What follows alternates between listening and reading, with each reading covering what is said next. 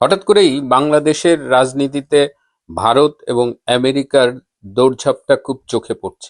এতদিন আমরা পাকিস্তান এবং তুরস্কের দৌড়ঝাঁপ দেখে অভ্যস্ত ছিলাম, কিন্তু হঠাৎ করে মনে হয় কোথায় যেন কি বদলে যাচ্ছে। আমরা চোখের সামনে যা দেখছি এটাই কি সব, নাকি চোখের আড়ালে পর্দার পেছনে আরো কিছু ঘটছে?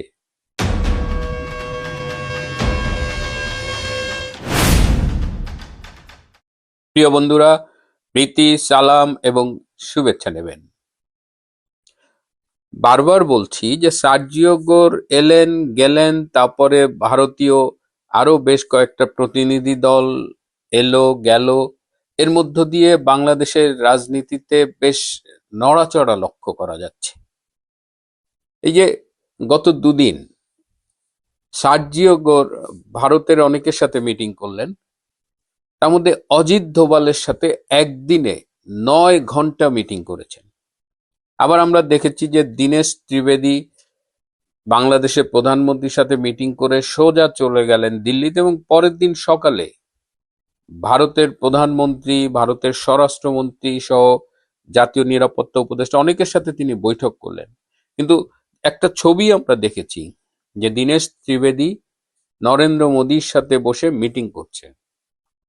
এই ছবির বাইরেও দীনেশ ত্রিবেদী অনেকের সাথে মিটিং করেছেন, কিন্তু এই ছবিটা দিয়ে কি বোঝানো হয়েছে?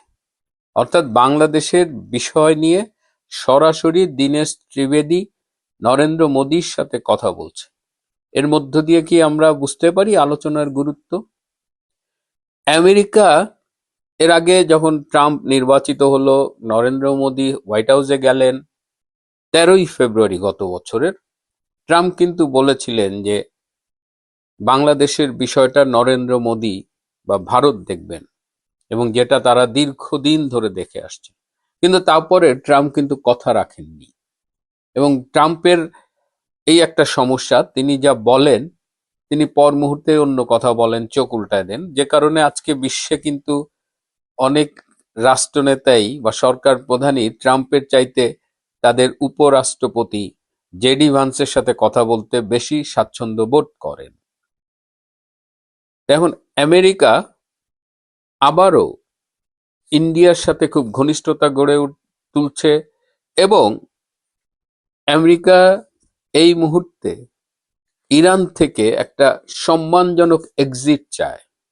ইরান যুদ্ধে যেভাবে জড়িয়ে গেছে আমেরিকা, এবং প্রতিদিন যেভাবে আরো খাদের মধ্যে পড়ছে, তাতে আমেরিকার ভেতরে যেমন ট্রাম্প অজনপ্রিয় হচ্ছে, আমেরিকার অর্থনীতির উপরে যেমন চাপ পড়ছে, তেমন সারা বিশ্বে একটা সমস্যা কিন্তু তৈরি হচ্ছে। যত সহজে ইরান আক্রমণ করে বিজয় নিয়ে ঘরে ফিরবে ভেবেছিলেন ট্রাম্প, সেটা কিন্তু হচ্ছে না। এখন আমেরিকা ইরান থেকে সম্মানজনক এক্সিটের জন্য ইন্ডিয়াকে রিকোয়েস্ট করেছে যে ইন্ডিয়া যেন মধ্যস্থতা করে একটা সম্মানজনক ইতি টানে এই ইরান, ইসরায়েল আর আমেরিকার সংঘাতে। কিন্তু ইন্ডিয়া বলেছে যে তারা চাইলেই আমেরিকার সেফ এক্সিট সম্ভব নয়, কারণ ইরানকে মদদ দিচ্ছে আপনারা জানেন চীন এবং রাশিয়া। যদি চীন এবং রাশিয়ার সহায়তা না থাকতো, তাহলে ইরান এভাবে ফাইট ব্যাক করতে পারতো না। সুতরাং রাশিয়াকে কনভিন্স করতে হবে। রাশিয়া যদি কনভিন্স হয়, তাহলে এই ইরানের যুদ্ধটা থামানো যেতে পারে এবং আমেরিকার একটা সেফ এক্সিট সম্ভব। রাশিয়া কেন কনভিন্স হবে? ভারত বললেই কি পুতিন শুনবেন? হয়তো পুতিন সেটা বিবেচনা করবেন, কিন্তু পুতিন তখন একটা শর্ত দেবেন। সেই শর্তটা হলো আমেরিকার ইউক্রেনকে নিবৃত্ত করতে হবে। ইউক্রেন যে রাশিয়ার সাথে যুদ্ধে এখনো আছে, সেই জায়গা থেকে ইউক্রেনকে ফিরিয়ে আনতে হবে। অর্থাৎ ঘটনাগুলো দেখেন একটার সাথে আরেকটা জড়িয়ে যাচ্ছে, এবং সেখানে ভারত বলেছে যে তারা তাদের ভূমিকা অবশ্যই পালন করতে পারবে, কারণ তাদের সাথে রাশিয়ার বিশেষ করে একটা খুব ভালো সম্পর্ক আছে, তাদের সাথে ইসরায়েলের সম্পর্ক ভালো। কিন্তু ভারত এখানে বলেছে যে দক্ষিণ এশিয়ার স্থিতিশীলতা এবং জিওপলিটিক্যাল সিচুয়েশন সবকিছু বিবেচনা করে ভারতের শর্ত হলো যে আমরা তোমাকে সম্মানজনক এক্সিট পেতে হেল্প করব, তোমার যা যা সেটা করবা, প্লাস বাংলাদেশ থেকে তোমার পা তুলতে হবে। এবং বৃহত্তর স্বার্থের কথা বিবেচনা করে আমেরিকা কিন্তু এখন ভারতের চোখে বাংলাদেশ এবং দক্ষিণ এশিয়াকে দেখছে। এবং ভারত, এই যে কদিন আগে দেখেছিলেন যে মোদি একটি এক্স হ্যান্ডেলে টুইট করেছে জেডি ভান্সের সাথে ফোন আলাপের পরে, এবং ভারতের পক্ষ থেকে বলেছে যে তারা সবার সাথে আলাপ করবে, জেডি ভান্স, সার্জিও গোর, মার্কো রুবি, বাট তারা ট্রাম্পের সাথে আলোচনায় কম আগ্রহী। যেটা শুরুতেই বলেছি, ট্রাম্প আজ এক কথা বলে, কাল আর এক কথা বলে, ট্রাম্পের কথাবার্তার কোনো মা বাপ নাই। সুতরাং এখন কি হিসেবটা একটু মেলে যে কেন সার্জিও গোর এবং তারপরে ভারতীয় টিমগুলো আসতেছে? কারণ এখন ভারত এবং আমেরিকার মধ্যে একটা আন্ডারস্ট্যান্ডিং হয়েছে, এবং এই আন্ডারস্ট্যান্ডিংটা কিন্তু পরস্পর স্বার্থ যুক্ত এবং খুব লিঙ্কড। আমেরিকা বাংলাদেশ থেকে ভারতের সাথে মিলে কাজ করো, তুমি যে এই যে রেজিম টেনশন যা করছো এখান থেকে সরো, বিনিময়ে তুমি কি পাবা? তোমার একটা ইরান থেকে সেফ এক্সিটের জন্য ভারত চেষ্টা করবে, সেটা চেষ্টা করবে রাশিয়ার মাধ্যমে। রাশিয়া কখন কনভিন্সড হবে? যখন ইউক্রেনকে নিবৃত্ত করা যাবে। সেই ইউক্রেনকে নিবৃত্ত করতে পারে আবার আমেরিকা। একটা চেন রিয়াকশন, মানে একটা একটা করে ঘটনা ঘটবে, বাট একটা বিশ্ব রাজনীতি যে ঠেকসে গিয়া আমাদের এই বাংলাদেশের মতো একটা দেশে।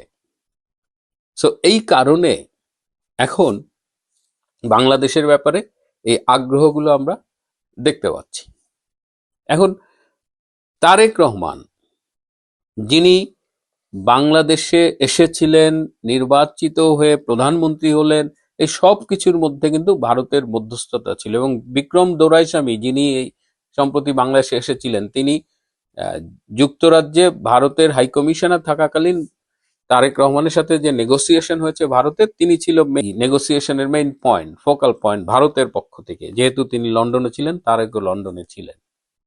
তো এখন কথা ছিল এপ্রিলের মধ্যে তারেক রহমান কিছু শর্ত মেনে নেবেন। গণতান্ত্রিক পরিবেশ, ইনক্লুসিভ ডেমোক্রেসি, আইসিটির নামের এই বিতর্কিত আদালতের যে প্রহসনের বিচার চলছে, কিন্তু তারেক কোনো কথা রাখেননি।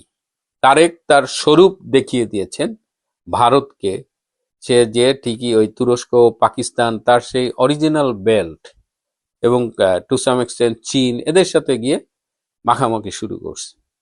তো এখন ভারত কিন্তু আর সেই যে কন্ডিশন দিয়ে তারেক রহমানকে বাংলাদেশে ক্ষমতা আসতে সহায়তা করেছিল, সেই জায়গাটায় ভারত আর নেই। তারেক রহমান এখন চাইছে যে নতুন করে নেগোসিয়েশন শুরু করতে। তারেক রহমানের নেগোসিয়েশন গুলো কি?